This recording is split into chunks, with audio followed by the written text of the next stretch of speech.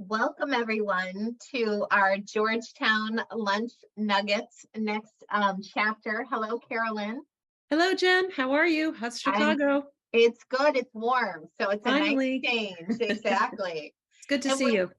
Good to see you too. And we're thrilled to introduce someone I've known a long time, Jimmy Eisenstein. Jimmy was I put his invitation as wireless infrastructure pioneer, and I feel like that understates everything you've done, Jimmy. But we'll go through your background, but just welcome. Thank you so much. And I want to just add that Jimmy here has deep Hoya roots, and maybe we can start with that.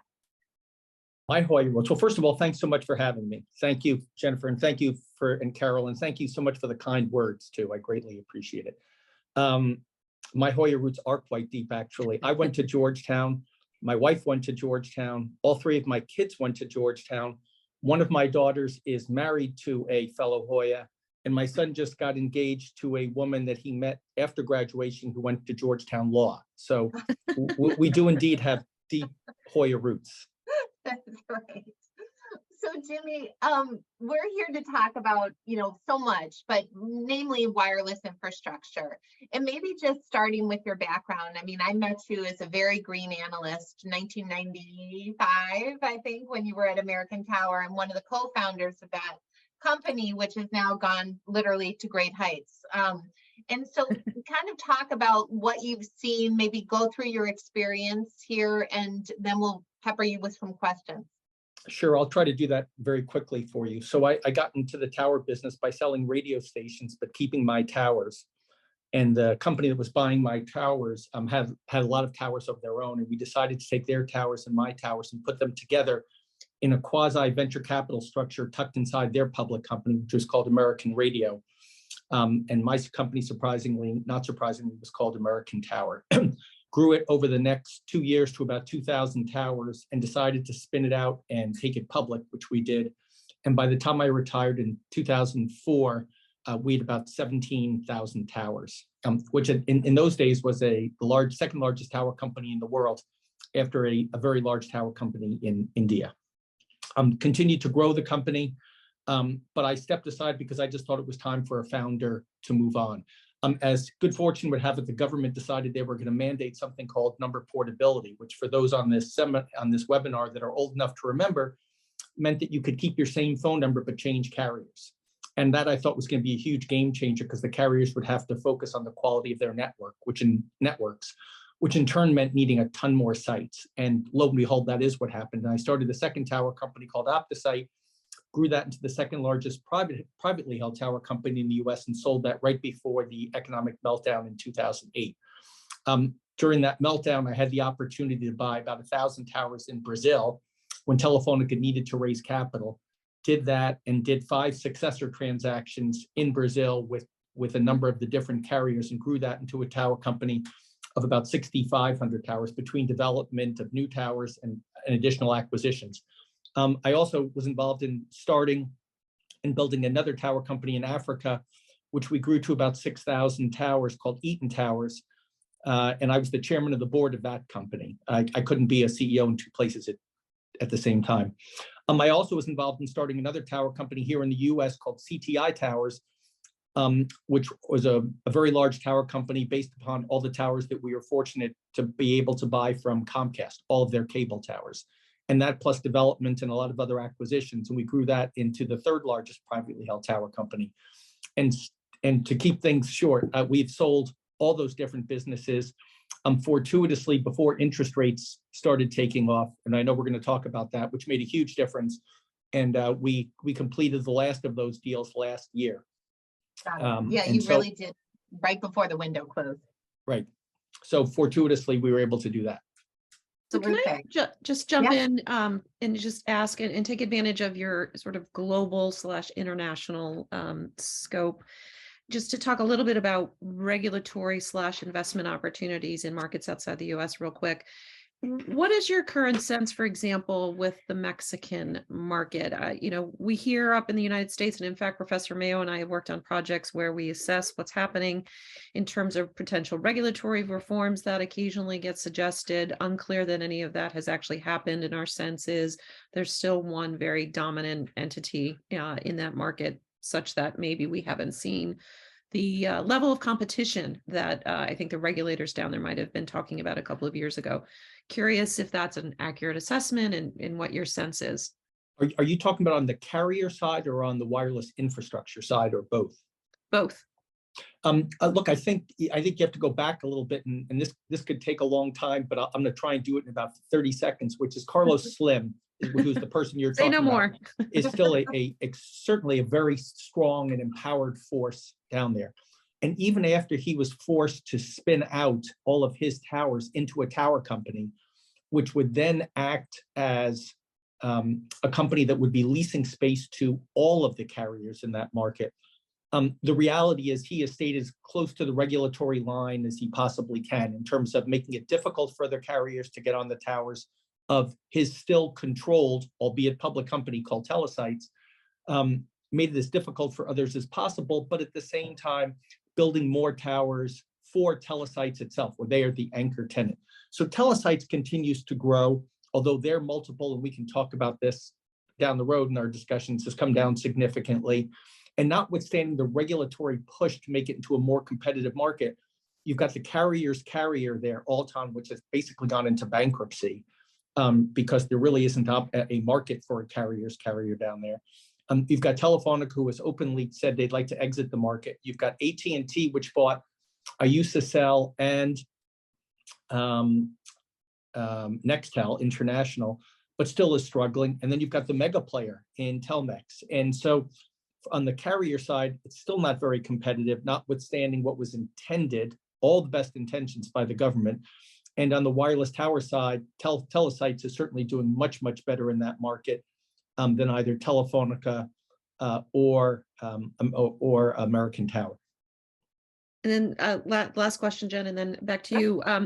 So again, that macro international perspective, what is your sense about where it's most exciting right now from a wireless infrastructure and tower perspective? Where are folks building out their spectrum in a very dense kind of way? Is that happening here? Is it happening elsewhere? I think the US market is a very mature market at this point in time. You're not seeing significant growth. You're seeing top line growth somewhere in the 4 to 5%. And keep in mind that you probably get 2 to 3%, probably closer to 3% for falling out of bed in the morning from escalators on the leases. So what we call real growth is probably only 1.5%, maybe 2%. And that real growth is really coming, and this is all very public disclosure, so I'm not talking out of school, 80% of that's coming from existing carriers on towers adding additional equipment. It's not new co-locations. And part of that, and we'll start in the US, but it's a worldwide implication, is that 5G is something that's been very hyped for a long time now. The reality is, though, that 5G, the carriers do not have a silver bullet for 5G. When 2G came along, that was digital and a lot greater speeds and a lot greater clarity and a lot more density. When 3G came along, that was texting. And all of a sudden, that was a new ball game for everybody. And everybody wanted to be able to text. And then came 4G, which was streaming. And now all of a sudden you had high speed. So each time the carriers had something new conceptually to sell, and oh, by the way, something that people really wanted. That doesn't exist for 5G. There is no silver bullet. We can talk about smart cities and things like that and AI, but the reality is the carriers aren't making any more money. And oh, by the way, they've painted themselves into a corner because since 2019, they've been hyping 5G. And we're the 5G guys, and we have the best 5G network, et cetera. First of all, a lot of people don't even have 5G phones. And second of all, even if they do, they really don't notice a difference in the quality of their experience from when they had 4G, 4.5G. And so the carriers, as a result of that, are building out 5G more slowly than they hype or than they talk about, which in turn means the top line growth for the wireless tower companies isn't as significant as people had hoped or thought would manifest itself now. You've got And then you've got Dish not building out as quickly as people had thought. And none of this is surprising in the interest rate environment in which we sit, because everybody's interest expense, as they have to refinance debt and extend out debt, is at a much higher rate than it once was.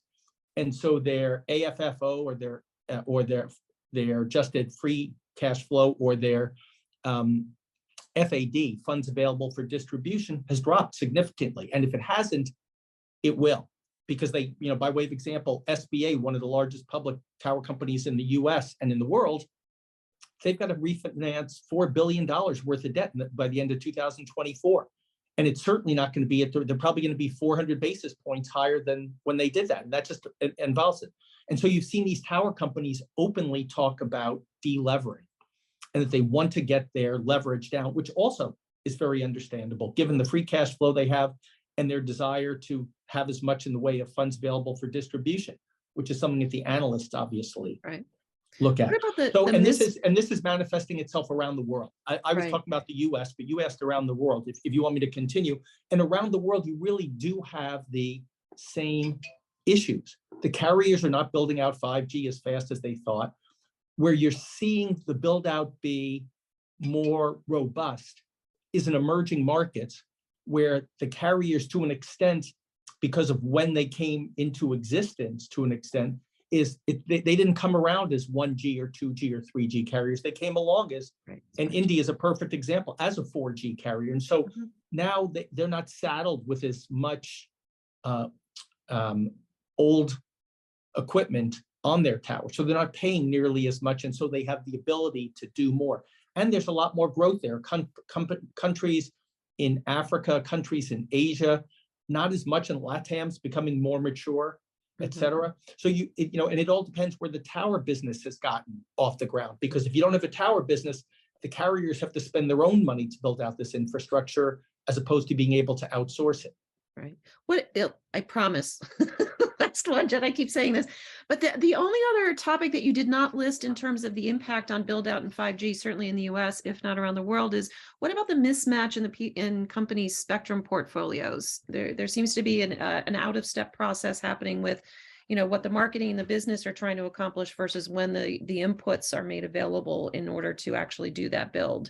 So for example, we had some slight delays on C-band coming online because of the kerfluffle with the FAA. You've got, this push for additional 5G mid-band for additional spectrum. Those plans, are not yet to fruition, so unclear where more spectrum is going to come. You've got the different companies have different spectrum portfolios trying to perfect that, is certainly in the US. I mean, where does that figure into the implications for the tower companies and build out, do you think?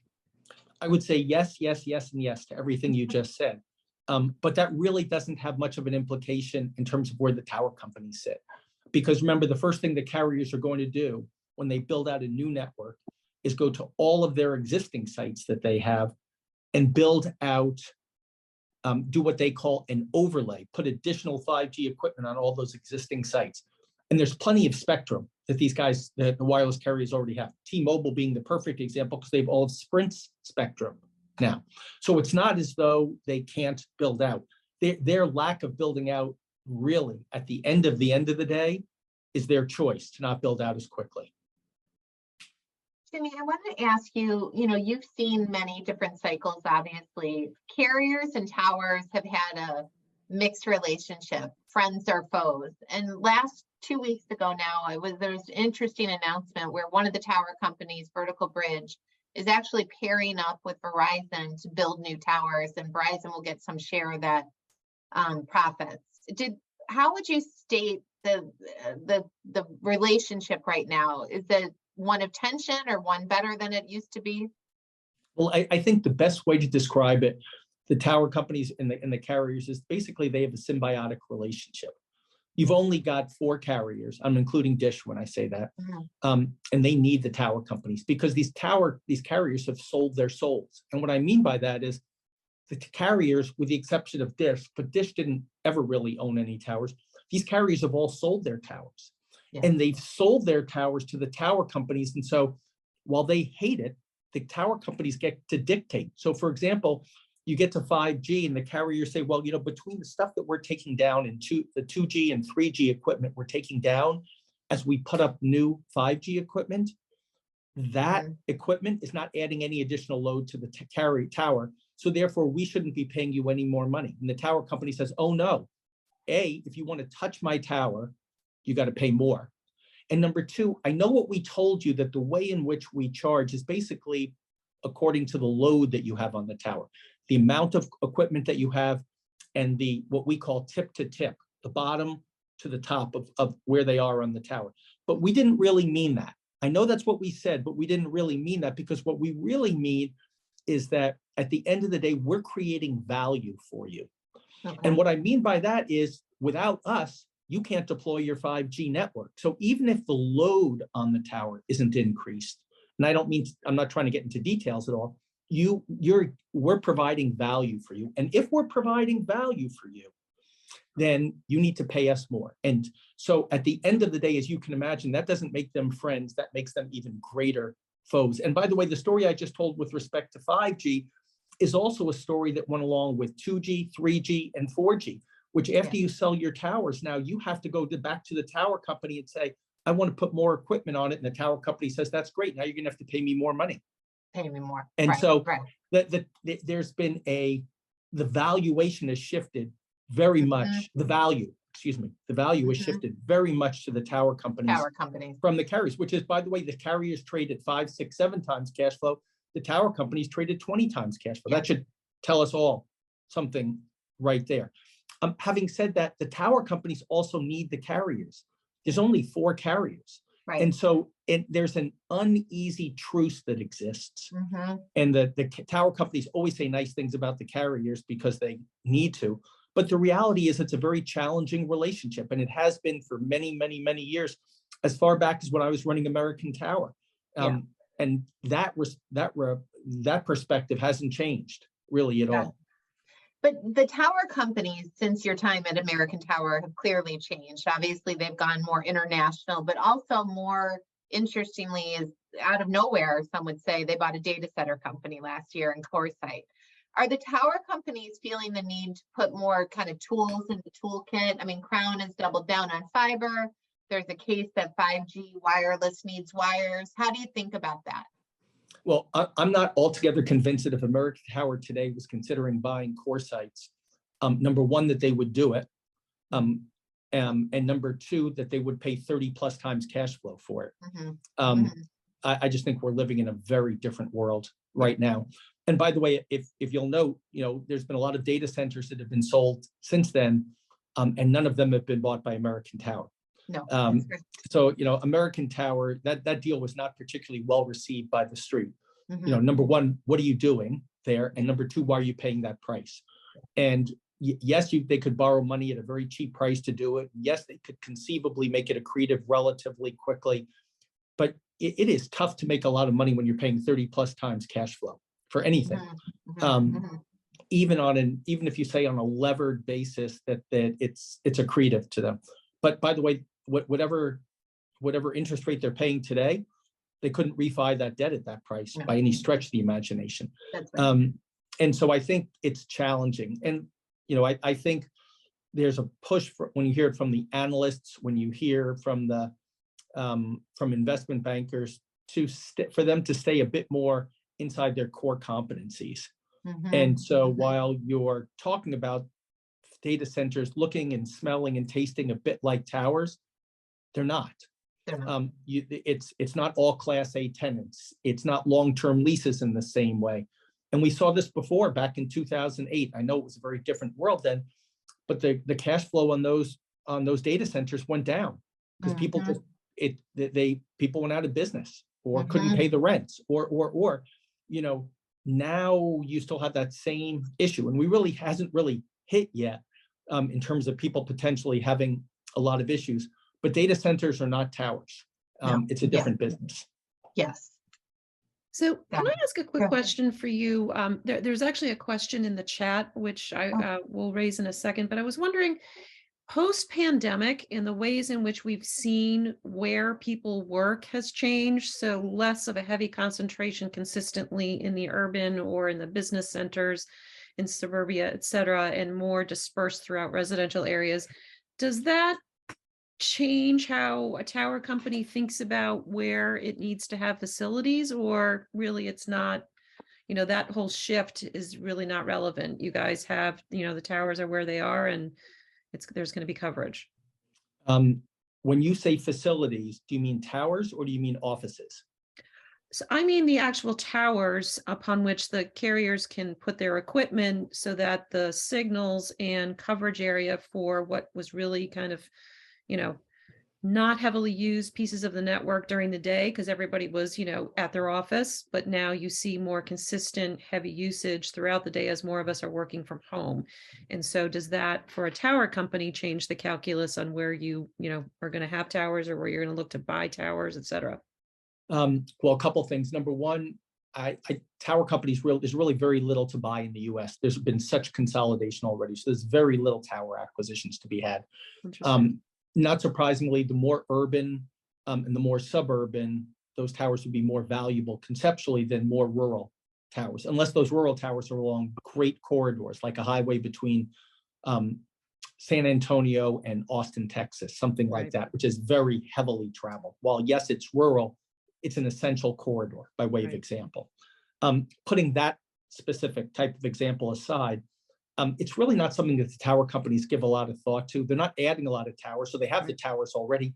And nationally, for the carriers, let's leave 5G aside just for the moment being, there's basically ubiquitous coverage already. There may not be ubiquitous 5G coverage at all, but it's ubiquitous coverage. And so until you get really rural, you always have coverage here in the United States. So it really doesn't have an implication. The implication is where the carriers might choose to spend their 5G dollars in terms of where they're going to put up 5G equipment on towers. That it does have an equipment to. But as we've talked about for many, many years, we're technology agnostic. Right. We don't care. As long as they're spending money putting up more stuff and on more towers. So the question from the chat was, did you experience any unique problems or challenges with the African tower company as compared to the tower companies that you worked with in the US and Brazil? When I'm presuming there's some business school students on this.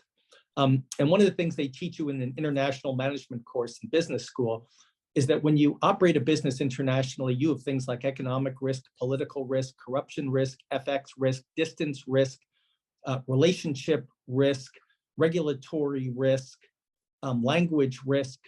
The list goes on and on. And we all learn to regurgitate those things back on a final exam. But the reality is they're all true. And so as soon as you get outside of the United States, and we have plenty of issues in the United States, we might say there's political risk, there is economic, but it's not the same. It's just very, very different. Elections here can be unpredictable, and leaving one's politics aside, they can be challenging, but things don't change significantly. The regulatory environment doesn't suddenly change. The FX, there is no FX risk because we're paying in dollars. We don't have the same type of corruption risk. I know there's corruption in the market, but it's not the same type of massive corruption that you see in other countries. So you do have issues here, but the reason that towers get valued so much more highly in the US is because of the lack of all the things that I just mentioned. So operating a tower business internationally is replete with all those issues. So when people say, well, what's your threshold of return internationally? You can either say, A, it's significantly higher, or B, it's basically what we would like to have as here in the US, but on a risk-adjusted basis. And sort of you get to the same place, which is you need to build in the risks associated with operating a business internationally vis-a-vis operating it in the US, because it is more challenging and it is replete with additional issues over and above that which we have here. Yeah. No, absolutely. Thank you. And I guess, Jimmy, I wanted to ask you just quickly also on small cells, because there is this debate that a 5G network has to be completely densified, and that requires a lot of fiber and a lot of expense, frankly. And it's really a more active infrastructure investment than the beauty of the towers, which is purely passive. How do you think, are you bullish on small cells? Are they needed? What are your Well, thoughts? well, they're certainly needed because there's places you just can't build macro cells. But if I could take a step back for a second, in terms of how one would value macro cells, small cells, and fiber, that would be the order in which you would look at them from a value perspective. Carriers will always prefer to be on macro cells. In complete non-wireless infrastructure parlance, they get a lot more bang for their buck. They have a lot more coverage at more height. They can do a lot more with the signal, and let's just leave it there because that gets complicated. But a carrier would give them a choice of putting up 4 or 5 microcells or 1 macro cell. Or when I say microcell, I mean small cells, or 1 macro cell. It's not even a second thought from the carriers. They'd always rather have a macro cell. And so, but there are places where macro cells just simply don't work because you can't get a tower built there, or you can't get it densified enough, low enough height, because remember, broadband is a low altitude build out for these carriers. And because it's low altitude, there are times where a macro cell just simply won't work. And so the carriers have spent more money on small cells. And if you look at, in particular, Crown Castle, they have a very robust small cell business. But small cells means you need to, even more so than macro cells, means you need to have scale. And scale is very tough to achieve in a small, on a scalable basis. Crown has done a good job of it, but I would say to you, if you look at how they are valued vis-a-vis American Tower or SBA, their small cells, when the analysts look at it on a sum of the parts basis, do not get the same valuation as macro cells, and fiber even gets a lower. When I say valuation, I mean multiple valuation. They're thought of differently by the analysts, and because you're not as going to be nearly as quickly likely to get a second tenant or a third tenant on those towers, or those poles. And so therefore the growth isn't as great. And if the growth isn't as great, the multiple at which it will be valued is not going to be as great. And that's really where the small cell business is. But small cells are necessary once you have a significant macro build out. And if somebody were to say, well, wait a second, what about in other countries? Well, in most other countries, and I'm talking about emerging markets in particular, macro is not nearly built out enough to be able to have a need for really a lot of small cells. Small cells are probably 3, 5, 7 years down the road in a lot of these countries. Got it. So what in the US, if you see continue to see it, I wouldn't call it an explosion, but if you continue the trend that we're seeing, or if the trend continues that we're seeing, which is in markets where fixed wireless access is being marketed and offered, looks like consumers are fully cutting the cord and switching over to a fully wireless solution for their home broadband. What does that look like from the need to densify? Does that speed up that process, or it doesn't really have an effect? It doesn't have a lot of effect for us. It might be on the margin beneficial, but it really doesn't have much of an impact for the tower companies themselves. It obviously is a huge impact on the cable companies, and I know I'm stating the obvious when I say that. But it's good for the Googles of the world. It's good for all those who are winners in the wire cutting provision of services business, but it really doesn't have a lot of impact for us. So Jimmy, we're closing out, and I know this is a loaded question, but given your storied and incredibly impressive career, if you look back at your roots in DC at Georgetown, what was the biggest lesson you brought from that time in your life that's helped you in your career? Well, Georgetown talks about 2 things very significantly. One is men and women for others, and 2 is education of the whole person. And this isn't an advertisement for Georgetown, but Georgetown, every school talks about their culture. Georgetown's culture is very different in many ways from a lot of others. And I would say unequivocally, particularly in my case, I graduated from Georgetown unquestionably as a better person than when I got there. And I know that's easy to say, but it really is true. The culture really is men and women for others. It wasn't talked about back when I was there in terms of this, in terms of catchphrases like that. But it really is where Georgetown is, and it's had a huge impact in my business world.